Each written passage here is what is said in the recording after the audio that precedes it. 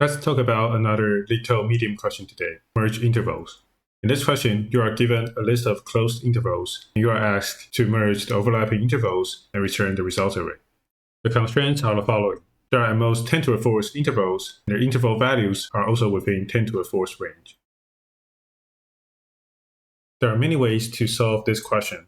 Among all the solutions, my favorite one is similar to the ones for LeetCode Meeting Room series, such as LeetCode 252 and LeetCode 253. The key thought is to split each interval into a start event and an end event. After sorting all the interval events by their values, we can then iterate each event in an ascending order and figure out the merged non-empty intervals easily. I will call this solution event breakdown plus sorting plus iteration. And let me demonstrate the process with an example. Let's say we are given an array of intervals 1, 3, 2, 6, and 8, 10. The first step I do is I will break this down into begin and end events. I will have a new list of 1, begin, 3, end, 2, begin, 6, end, 8, begin, and 10, end.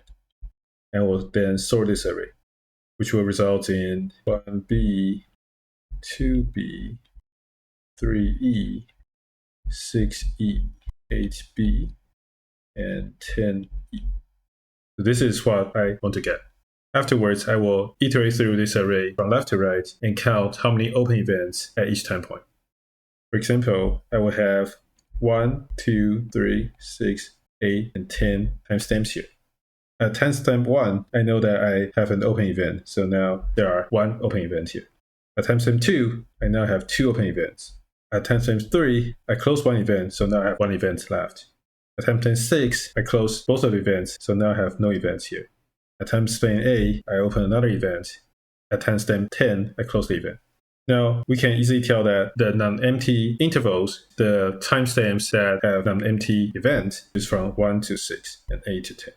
This is our strategy to solve this question. And let me write down the pseudocode.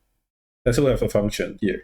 And the first step is, as I said, I want to break down intervals plus sorting. Assuming that now I have a sorted event, let me call this sorted events. Now I will go through this sorted events. I will get the timestamp and the event type.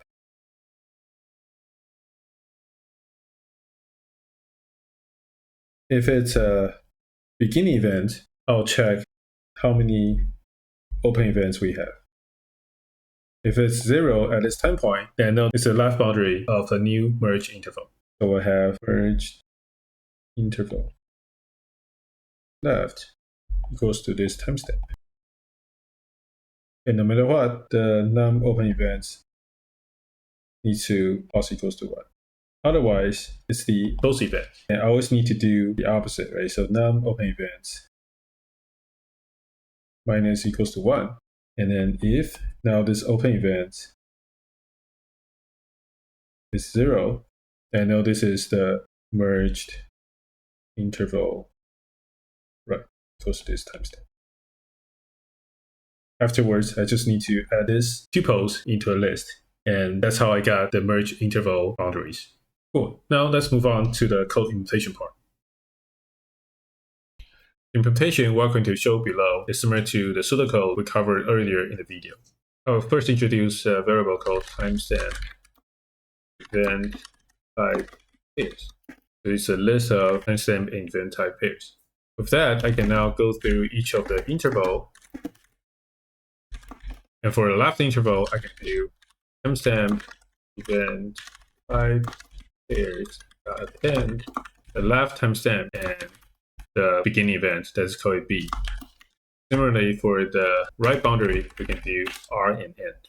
Notice that the character here matters. If 2 events happen to happen at the same timestamp, I want to make sure the open events always happen before the end event. It is because these 2 events should be considered overlapping each other. However, if you flip the order here, then the results will be different.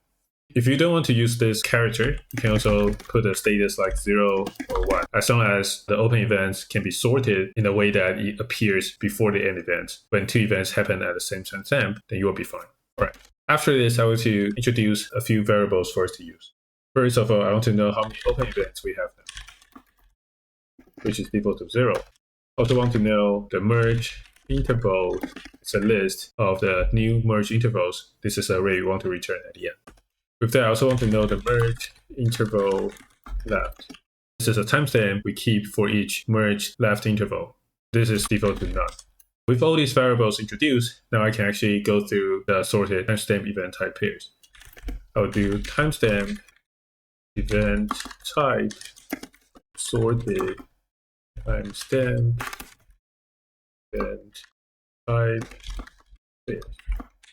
Remember that because I already have this timestamp event types in the tuple that the timestamp appears first and the event type appears second. I don't need to introduce a customized lambda function to do the sorting. Now, there will be two event types I need to deal with. One is the begin event. The other one is the end event. If it's a begin event, I will first check if the number of open events is equals to 0. If so, it means that this is the new merge interval. So I need to keep the merge interval left equals to this timestamp. No matter what, I will always need to increment the number of open events. It's similar, but the opposite for the close event. Well, we'll need to first decrement the number of open events by 1. And then if now the open event 0, and know that I found the right boundary for this close event. I'll do merge intervals append merge interval left and this timestamp. This is the merge interval right. So I will append this right away.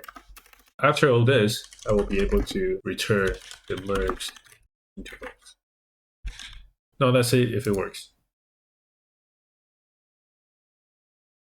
All right, past 2 test cases. And now let's do summation. So you can see it picks around 30% of the users. And this is the end of this video. I hope you like it. Thank you for watching.